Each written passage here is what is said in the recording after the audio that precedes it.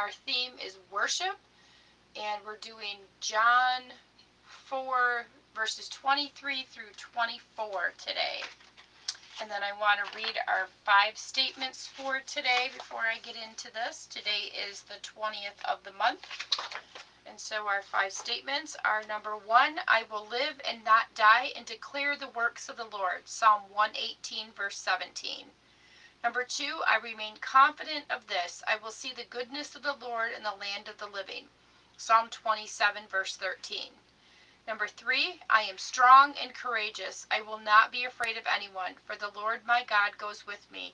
He will not fail me or forsake me. Deuteronomy 31, verse 6. Number 4, God is working all things for my good. Romans 8:28. And number 5, God's plans are to prosper and not to harm me. He is giving me hope and a future. Jeremiah 29:11. All right, like I said, this week we are on worship as our subject, and we have 3 assignments. Where they're called reflections, but I call them more of assignments. So the first one is, besides singing, what is one way you could express worship to God this week through your daily work or activities? And number 2, choose one regular task you dislike. How could you reframe it as an act of worship this week? And number 3, what distracts you most during worship times? What practical step could you take this week to minimize this distraction? One helpful hint for that one is to turn off your phone while you're worshiping so that you do not get distracted by everybody that wants to call you while you should be worshiping. But I know that's sometimes easier said than done. It's hard to disconnect from our lives to focus on the Lord, because our lives are being pulled in so many different directions. All right, so we're doing chapter 4 in John, and verse 23 and 24 in the NIV says, 23 and 24, yet a time is coming and has now come when the true worshipers will worship the Father in spirit and in truth, for they are the kind of worshiper the Father seeks. God is spirit, and his worshipers must worship in spirit and in truth. Which to me, just reading that seems to say to me, when it says in truth, that worship can't be just something you do. You have to be invested in it. There's got to be a communication between you and the Lord during your worship time. It can't just be something you check off a list. All right, it's 23 and 24. Oh, that's just one paragraph in the Message Bible. Sometimes the Message Bible is several. Actually, it says 21 through 23 and then 23 through 24. That doesn't make sense. All right, we're going to start with verse 21 then. Believe me, woman, the time is coming when you Samaritans will worship the Father neither here at this mountain nor there in Jerusalem. You worship guessing in the dark. We Jews worship in the clear light of day. God's way of salvation is made available through the Jews. But the time is coming, it has in fact come, when what you're called will not matter, and where you go to worship will not matter. So what he's saying is that when we're all called into Christ, it's not going to matter if we are Catholic, Methodist, Baptist, Pentecostal, whatever name game you're playing here on earth, as far as going to a church and that kind of stuff. That's not going to matter in heaven. You're all going to be children of God. Doesn't matter what denomination that you belong to here on earth. It's who you are and the way you live that count before God. Your worship must engage your spirit in the pursuit of truth. That's the kind of people the Father is out looking for. Those who are simply and honestly themselves before him in their worship. God is sheer being itself, spirit. Those who worship him must do it out of their very being, their spirits, their true selves, in adoration.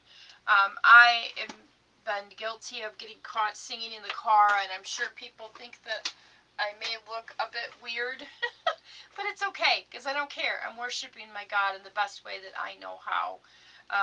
I told you yesterday that I would tell you the story about how I arrived on the worship team, And this started, I can't even tell you how many years ago now. I've always loved to sing. Okay, I sang in choir when I was in school. I sang in the cantatas when I was at the Methodist church. I was in choir in the Methodist church from a very young age. Now, liking to sing and knowing how to sing are two different gamuts. And I don't feel like, I mean, it's just my own personal opinion. I've had other people tell me otherwise, but I get insecure when I sing, and I shouldn't because I'm doing it for the Lord. So we had opened this church in downtown Muskegon, and it was a night church. And I was sitting in there. We only had like 18 people that came on a sort of regular basis. It was a very new church. And I knew the lady that played the keyboard. Excuse me, she was kind of the leader. And I knew the three ladies that were also singing with her, talented people nonetheless. And the Lord says, I want you to go ask if you can join the worship team. And I'm like, why? I don't want to sing in front of people. I would just rather sing to you. And so I did get brave and I asked, and she says, absolutely, be here at 4 o'clock on Sunday.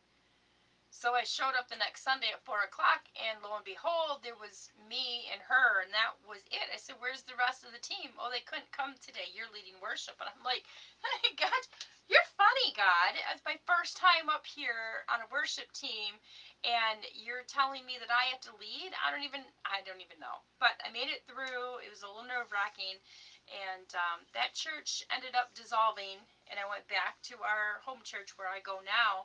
And I sat there for a few months, and the Lord says, I need you to go ask if you can join the worship team. And I'm like, here we go again. I said, God, it was cool when there was like 18 people, but there's like 200 that come to our church, if not more sometimes. And I'm like, I just don't feel comfortable doing that. So I argued with the Lord. Okay, now mind you, I am I am now practicing instant obedience, okay? So it took me 3 years, it took me 3 months to finally go up and ask the worship leader. And this is my exact wording. I said, listen, you can say no if you want, because I understand. But the Lord has asked me to come up here and ask if I can be on the worship team. Now, my mindset here is there's people on this worship team that have been here for 25 years. It's almost like somebody has to die before you can get a spot on the worship team in our church. It just seemed that way to me. And so when I asked the leader, he says, how long ago did the Lord ask you to join? I said, probably 3 months ago. And he started laughing, and then I laughed with him just because it was an uncomfortable situation. He goes, I was supposed to ask you 3 months ago. So there was my confirmation. And I've been on the worship team ever since. I used to be on a backup mic, which didn't work half the time. I was perfectly fine with that. But now I have my own mic, and I sing every other Sunday, and sometimes you can hear me, and sometimes you can't. It's okay. But I say all of that to say this. I love to sing to the Lord. And you have to, when you're singing to the Lord, you have to push everything else aside and realize that there is a communication going on between you and the Lord when you're worshiping. And it's beautiful, and it's intimate, and it says all the things that sometimes you can't say in just a conversation, or it says all the things sometimes you just can't say at one time in a prayer. So anyways, shared my story. All right, I will be back on here tomorrow night. um, it's Friday already. Can you believe it? I'll be back on here tomorrow night, and we'll be doing day 3, and we'll be in